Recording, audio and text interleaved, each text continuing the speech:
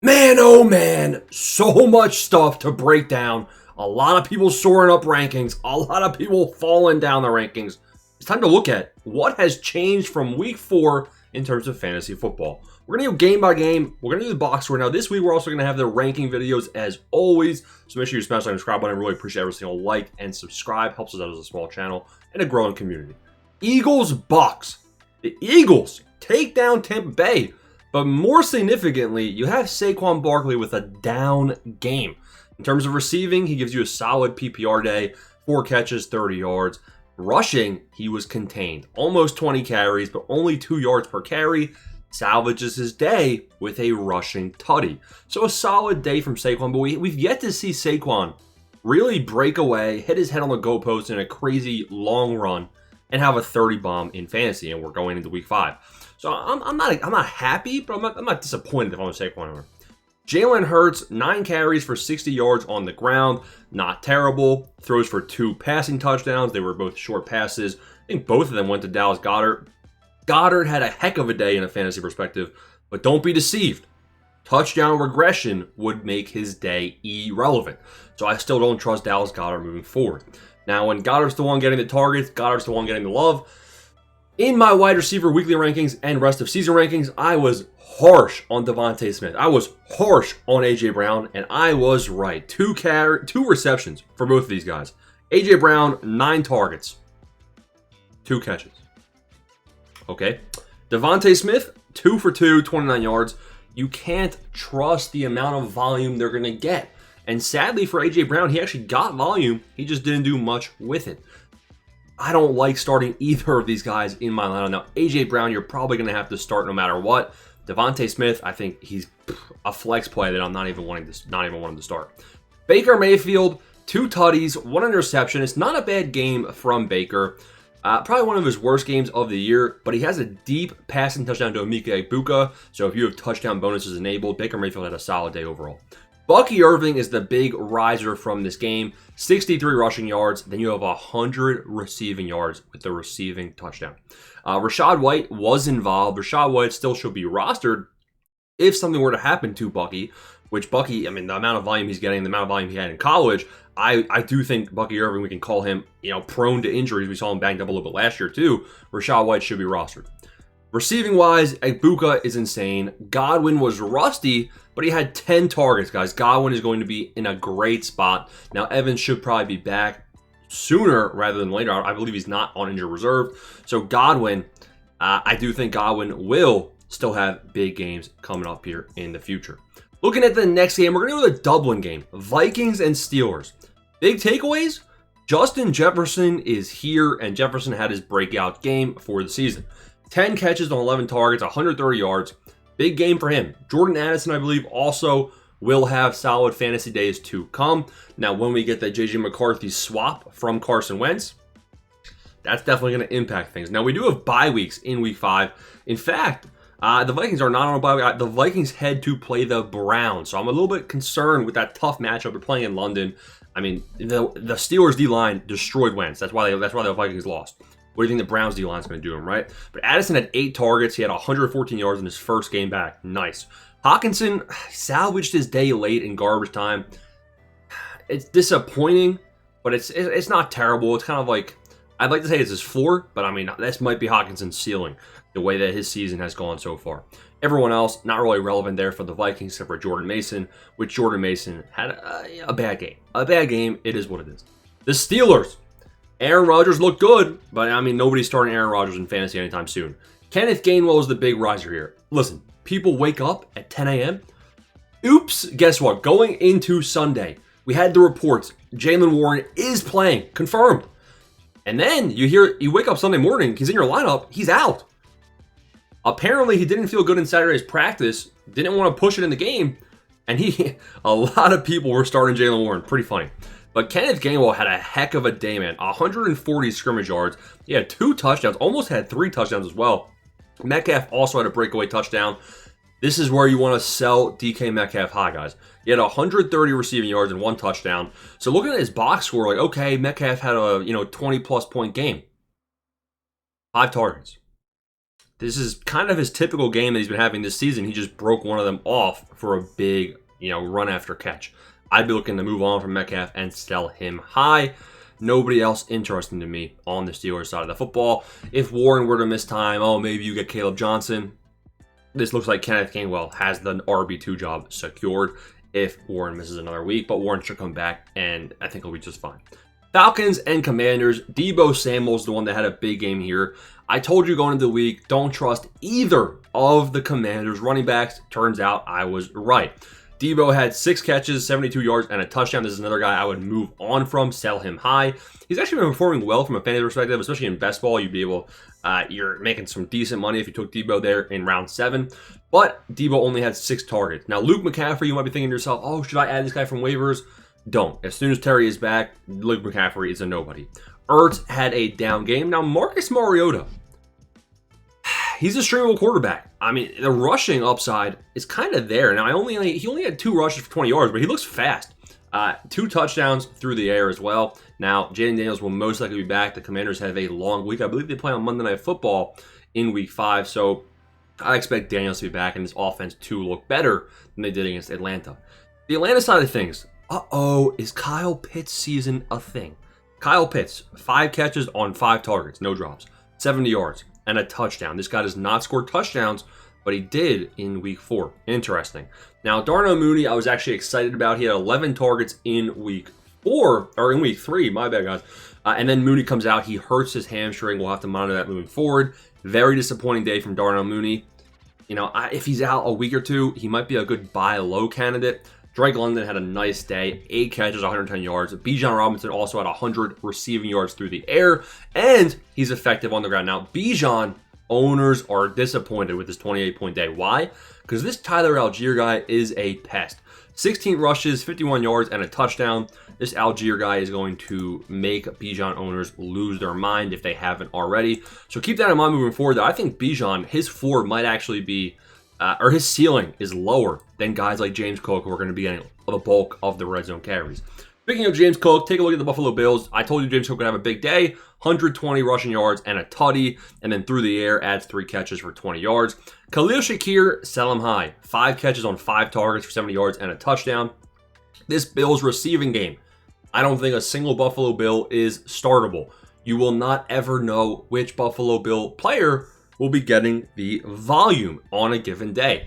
I'd say that Khalil Shakir is probably the safest play, but Khalil Shakir, again, still, I feel like the ceiling is not as high. He broke one away for a touchdown on a screen pass. Keon Coleman probably has the most upside here, but he's not getting the most volume.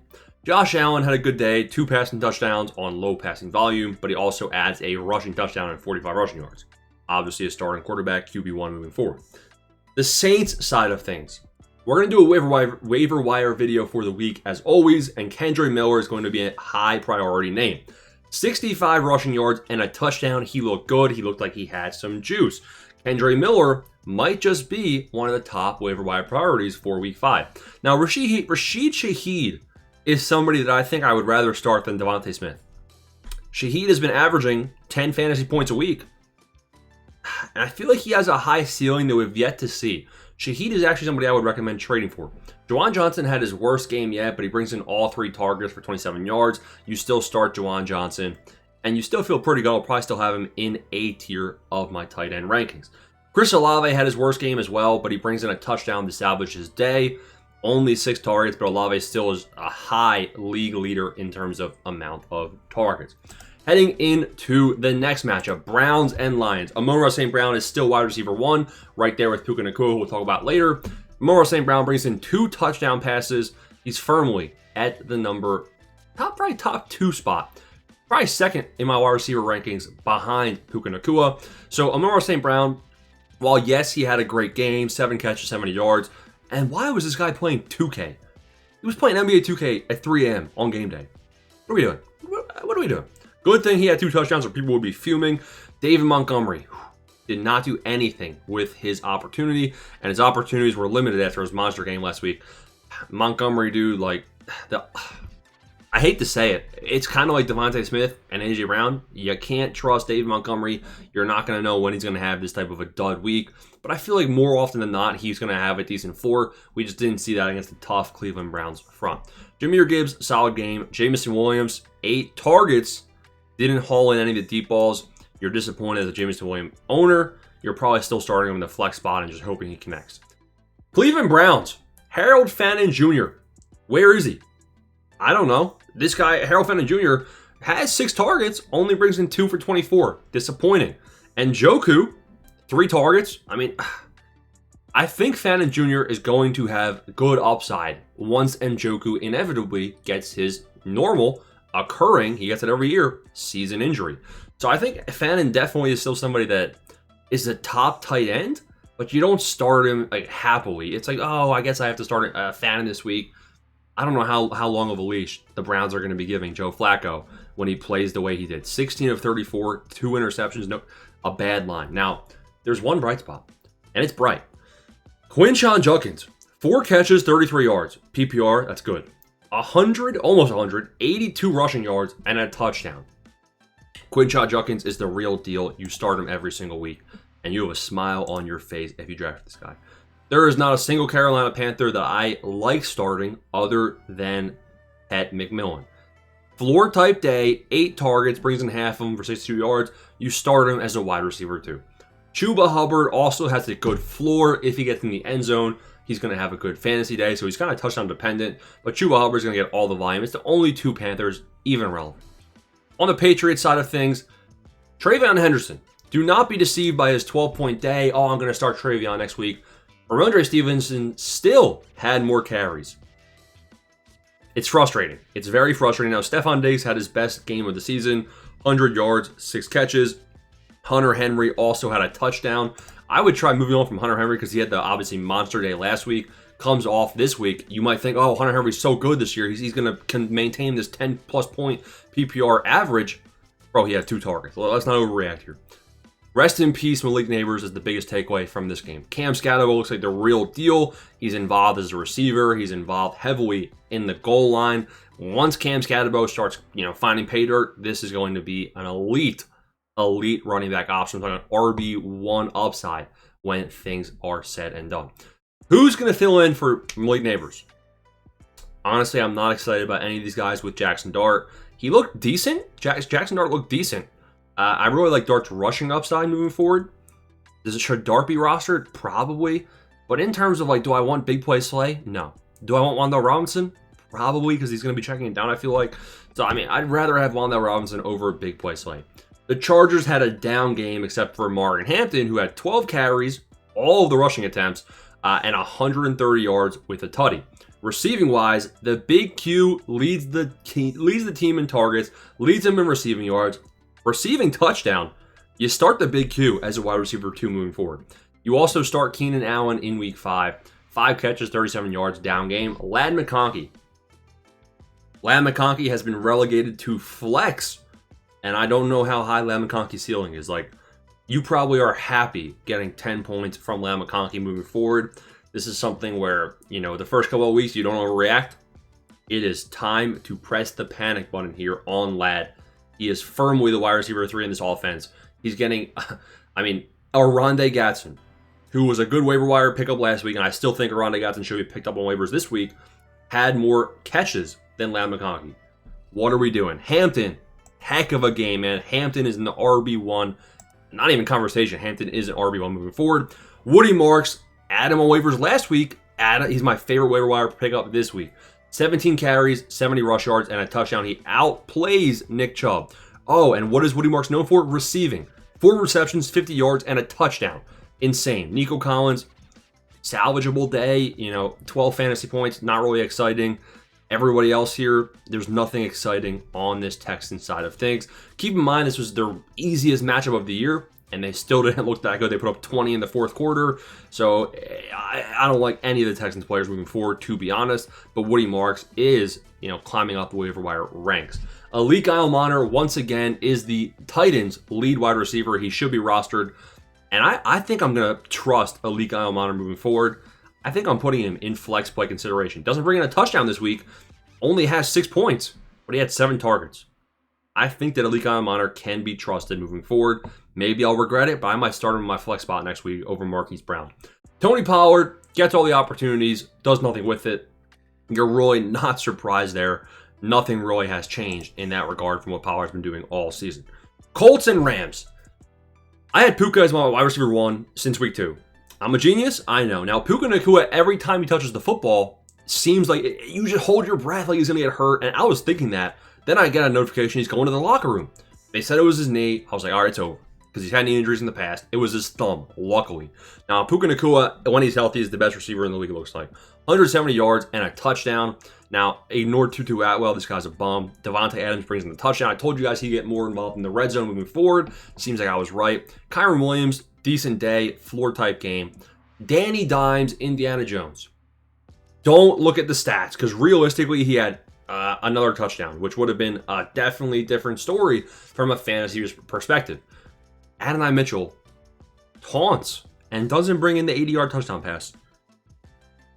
What are we doing? You just ruined Danny Dimes' day. Indiana Jones is still a good starting quarterback for fantasy moving forward. He performed decently in a tough matchup. Warren, big game. Pittman, big game. Josh Downs, you're trash, buddy. You're trash. I mean, Josh Downs is going to be somebody I would not trust as a flex moving forward. Jags and 49ers. The big takeaway here is that McCaffrey, it's not even a takeaway because McCaffrey has been averaging 12 targets per game since the beginning of the season. So McCaffrey, obviously, you're happy starting moving forward, and you have another good McCaffrey week without an injury. That's always a good week. Anybody else from the 49ers you want to talk about? Like Jawan Jennings, he was limited today, so don't read too much into his snaps. I still wouldn't trust starting him unless we have, no limitations moving forward. Ricky Pearsall, banged up, 4 for 46. Pearsall looks good. Just didn't have a great game, and it was a tough matchup, I guess. Trevor Lawrence, a touchdown. ETN had a big game. Now, Bashal Tutin was less involved than usual. ETN had, 5 times the amount of rushes that he did. He had the rushing touchdown as well. ETN owners should be happy about this performance. BTJ, again, a down game. Only 10 fantasy points. Not even 10. Only 10 fantasy points. I guess he did get 10. He was actually a little over 10 with his rush attempt. Still, go target this guy. This guy is due for a breakout game, and you're going to want to be the one holding on to him at that point before it's too late. Travis Hunter remains not startable. Brennan Strange remains not startable. You can start him, I guess, but I wouldn't be too happy. And Parker Washington, we said don't add him on waivers, and it seems like we were right. Ravens and Chiefs. Do you even look at the Ravens side of things? Because Lamar Jackson was out, is what you would think if you weren't watching the game. Lamar Jackson was in for 3 quarters. So we have enough to evaluate. Zay Flowers should still be started in your lineups moving forward. Isaiah Likely didn't even look like he played, bro. He might have been a healthy scratch. I don't even know what's going on. Where's Isaiah Likely is the question you got to ask yourself. I do not like starting Mark Andrews once Isaiah Likely is back. Although Mark Andrews did have 7 catches. Don't read too much into it. Now, I assume Lamar Jackson with his questionable hamstring injury should be fine, should be there in week 5. You have Patty Mahomes. 4 touchdowns. First time he's done that in quite some time. Mahomes, a top 6 starting quarterback moving forward. Xavier Worthy also had his best receiving total yardage game of his career, 83 receiving yards. He looks good. I was concerned that Xavier Worthy was going to get on the first hit of the game. I thought Xavier Worthy's shoulder was going to dislocate again. He looked really solid. Hollywood Brown is a big-time faller. Why? You might be saying, this guy had 12 points. That's pretty good. Don't be deceived by the touchdown. This guy was irrelevant in terms of fantasy for the day. Outside of that touchdown, he wasn't even on the field. Juju Smith-Schuster, I bet, outsnapped Hollywood Brown in week 4. So the only guy I'm trusting here is Kelsey and Xavier Worthy moving forward. The running back side of things, they're barely running the football, and you don't really want to be starting Pacheco or Kareem Hunt. You're not going to know which one of these guys gets the volume. Rashard Smith also has an interesting role. Seems like he's the receiving back. Not something so exciting to me. The Bears and the Raiders. Caleb Williams remains a good starting quarterback just for the rushing upside. Obviously didn't have much rushing room with only 13 rushing yards. DeAndre Swift is it looks like he's bad. It looks like he has no juice, but he's getting the opportunity still. Now that might change. If he continues to be trash, Monagai is going to eat into that role. Monagai is a good waiver wire option. Luther Burden, interestingly, was not involved. I still think Luther Burden should be on rosters. Rome Odunze has a good game, 15, 16 fantasy points, brings in a touchdown, saves his day. You have Colson Loveland who's out moving forward. Genty is the name. Genty, 2 touchdowns, 3 touchdowns, 1 through the ground, 2 through the air. Huge game from Genty. Brock Bowers, it seems like his ceiling for the first 4 weeks of this year has not even come close to what he was doing in the last year's insane run as a rookie tight end. It might be time to start worrying about Brock Bowers. I'm going to give it 1 more week, and if he does another, solid day, I really want to see a blow-up game from Brock Bowers. I want to see him and Geno start meshing. New QB. I'm giving it 5 weeks, not 6, 5. Jacoby Myers also has a bad game. Really, Geno Smith, only 117 passing yards. What can you really expect?